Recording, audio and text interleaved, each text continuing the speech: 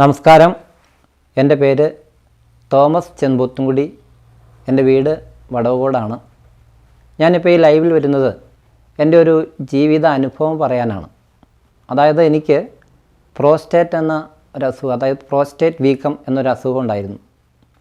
അപ്പോൾ ഞാൻ ഒത്തിരി ഡോക്ടർമാരെയൊക്കെ സമീപിച്ചപ്പോൾ അവർ പറഞ്ഞത് ഓപ്പറേഷൻ ചെയ്യണം എന്ന് തന്നെയാണ്.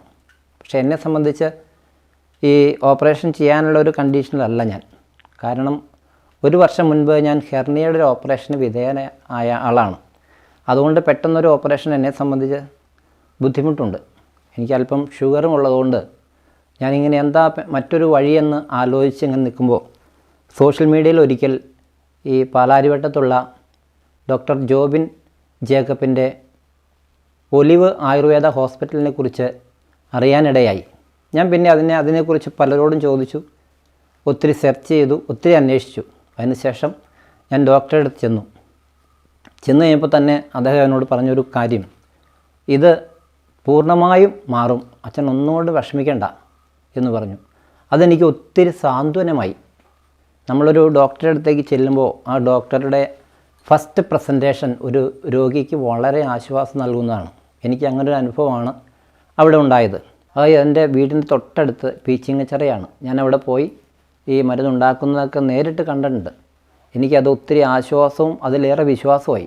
അതുപോലെ തന്നെ ഈ ഡോക്ടറെ കണ്ടു കഴിഞ്ഞപ്പോൾ കാണുന്നതിന് മുമ്പ് എനിക്ക് ഒത്തിരി പ്രയാസമുണ്ടായി. കാരണം സാധാരണ ആളുകൾ പറയാറുണ്ട് ആയുർവേദമൊക്കെ ഒത്തിരി പൈസയാണ്, അതുപോലെ തന്നെ ഒത്തിരി കഷായം, കുഴമ്പ് അങ്ങനെയൊക്കെ ഉണ്ടാകുന്നൊരു പേടിയുണ്ടായിരുന്നു. സമയം ഇതൊക്കെ ഒത്തിരി വേണമല്ലോ. അപ്പോൾ അങ്ങനെ ഞാൻ പേടിച്ചു കഴിഞ്ഞു.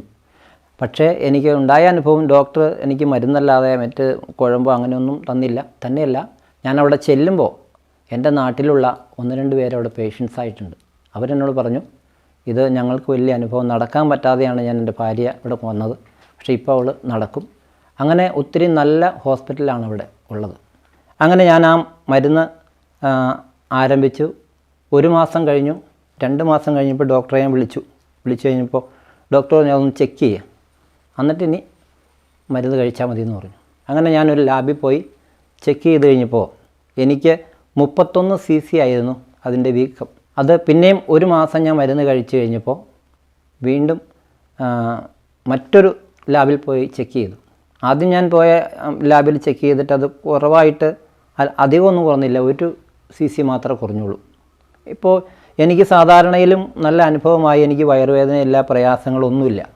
അപ്പോൾ എനിക്ക് ഒരു കാര്യം വ്യക്തമായി, എനിക്ക് പ്രോസ്റ്റേറ്റ് വീക്കം കുറഞ്ഞിട്ടുണ്ട്. അതെനിക്ക് വ്യക്തമായൊരു വിശ്വാസം എനിക്കുണ്ട്. ഞാൻ ആ ഡോക്ടറോട് പങ്കുവെച്ച് കഴിഞ്ഞപ്പോൾ ഡോക്ടർ പറഞ്ഞു, ഇനി മറ്റൊരു ലാബിൽ ഒന്ന് പോയി ചെക്ക് ചെയ്ത് നോക്കച്ഛൻ. അങ്ങനെ ഞാൻ മറ്റൊരു ലാബിൽ പോയി ചെക്ക് ചെയ്തു ഈ കഴിഞ്ഞ ദിവസം. അത് പൂർണ്ണമായിട്ടും മാറിയെന്ന് എനിക്ക് ബോധ്യമായി. കാരണം 15 cc ഒക്കെ ഉള്ളൂ. അപ്പോൾ ഞാൻ ഡോക്ടറെ കൺസൾട്ട് ചെയ്തപ്പോൾ ഡോക്ടർ പറഞ്ഞു, ഇനിയിപ്പോൾ അത് കണ്ടിന്യൂ ചെയ്യേണ്ട കാര്യമില്ല, എന്നാലും അരിഷ്ടം അല്പം കണ്ടിന്യൂ ചെയ്തോ, കുഴപ്പമൊന്നുമില്ല. എന്നായാലും എനിക്ക് വളരെയധികം ആശ്വാസമുണ്ട്. നിങ്ങളും ഇത് ഉപയോഗിക്കണമെന്നാണ് എൻ്റെ ഒരു റിക്വസ്റ്റ്. ഒത്തിരി പേര് ഈ പ്രോസ്റ്റേറ്റുമായിട്ട് വിഷമിക്കുന്ന ഒത്തിരി ആളുകൾ നമ്മുടെ ചുറ്റുപാടുമുണ്ട്. അപ്പോൾ അവരോടൊക്കെ ഉള്ളൊരു എൻ്റെ ഒരു നിർദ്ദേശമാണ്, ഈ പാലാരിവട്ടത്തുള്ള ഒലിവ് ആയുർവേദ ഹോസ്പിറ്റലിൽ പോയി ഡോക്ടർ ജോബിൻ ജേക്കബിനെ ഒന്ന് കണ്ടാൽ അത് പരിഹരിക്കപ്പെടാവുന്നതേ ഉള്ളൂ. എല്ലാവർക്കും നമസ്കാരം.